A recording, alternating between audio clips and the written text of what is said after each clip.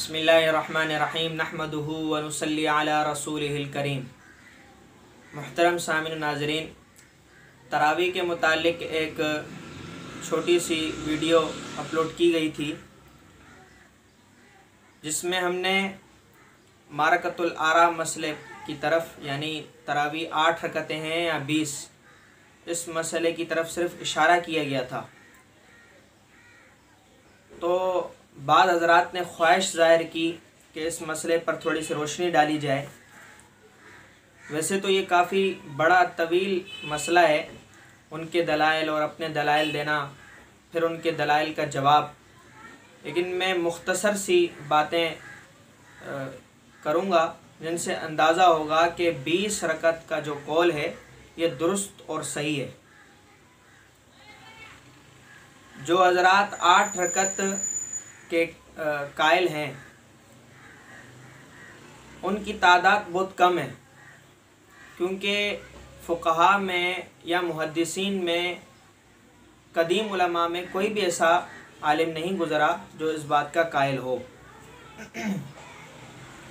अलबत्ता जो आजकल शोर उठाया हुआ है जिन हज़रात ने, इनको उमूमन अहले हदीस कहा जाता है। हकीकत में अहले हदीस का लक़ब इन हज़रात को देना लफ्ज़ अहले हदीस की तौहीन है। ये हज़रात तक़लीद के जो ना वो कायल नहीं हैं, इसी वजह से इनको गैर मुक़ल्लिदीन भी कहते हैं।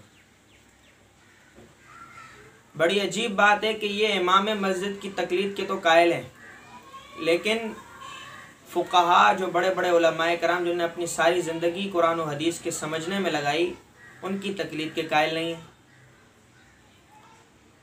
ज़ाहिर सी बात है, हर नमाजी, हर इंसान, हर मुसलमान ख़ुद कुरान को समझ नहीं सकता, वो किसी न किसी से समझेगा। इसी वजह से ये इमाम मस्जिद की तक़लीद के कायल हैं। और अगर इमाम मस्जिद कुरान का कोई मफ़हूम बयान कर दे तो वो उसको उसी मानों में समझते हैं और उसे कबूल करते हैं। लेकिन अगर कोई फ़क़ीह आदमी जो हमारे उलमाए कराम पीछे गुजरे, इमाम हनीफ़ा, इमाम शाफ़ी, इमाम अहमद बिन हम्बल, इमाम मालिक रहमहुल्लाह, इन सब में से कोई भी अगर कुरान का या किसी हदीस का कोई मफ़हूम पेश करता है, कोई फ़िक़ी मसला बयान करता है, तो उसको ये लेने को और कबूल करने को तैयार नहीं है। इसको एक फ़र्ज़ी मिसाल से भी समझा जा सकता है कि एक इंसान है, एक लड़का है जिसका बड़ा भाई भी है और वालिद भी है। वो बड़े भाई का तो अदब व एहतराम करता है, उसका तो कहना मानता है, लेकिन वालिद का कहना नहीं मानता, उसका अदब व एहतराम नहीं करता। तो मुआशरा उसे क्या कहेगा, उस लड़के को, या आप उसे क्या कहेंगे? इस लड़के की मिसाल यही लोग हैं। ये अपने इमाम मस्जिद की तक़लीद के तो कायल हैं, लेकिन फ़ुक़हा जो उनके भी बाप हैं उनकी तक़लीद के कायल नहीं हैं। बहरहाल इस मसले की तरफ अगर देखा जाए, 8 रकत के और 20 रकत तरावी के मसले पर, तो ये हज़रात दलील देते हैं कि अम्मा आयशा रज़ियल्लाहु अन्हा ने रिवायत की है, बुखारी शरीफ में रिवायत है कि आप अलैहिस्सलातु वस्सलाम रमज़ान और गैर रमज़ान में 11 रकतें पढ़ते थे। अब 8 रकतें वो तहज्जुद है और 3 रकतें वितर है। गोया के तरावी सिरे से कोई नाम ही नहीं है। तहज्जुद और तरावी एक ही चीज़ है, और दोनों को अरबी में क़ियामुल लैल कहते हैं। ये इनकी एक दलील है। इस पर हम यही कह सकते हैं कि हफ़िज़्त शैअन व गाबत अन्का अशियाउ, एक चीज़ तो याद कर ली, बाकी चीज़ें आपसे जो ना रह गई। एक रिवायत तो आपने ले ली बुखारी शरीफ की दूसरी रिवायात आपने ली, या बुखारी शरीफ के अलावा दूसरी जो कुतुब हदीस हैं उनमें जो रिवायात मनकूल हैं वो आपने नहीं ली। बहरकैफ हम उनसे कुछ इल्ज़ामी सवालात करते हैं।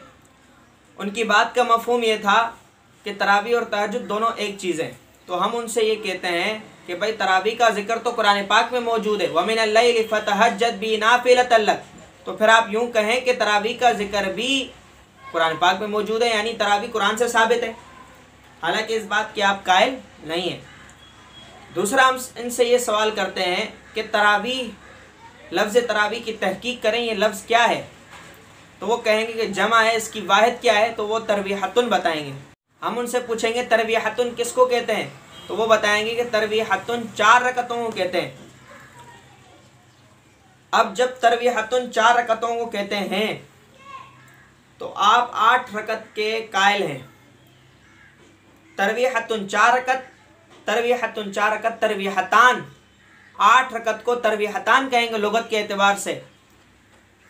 तो आप 8 रकत को तरावी कैसे कहते हैं? ये अरबी से, अरबी ग्रामर से नावाकफियत की वजह से ये 8 रकत को तरावी कहते हैं। हकीकत में तरावी ये 20 रकत को कहते हैं।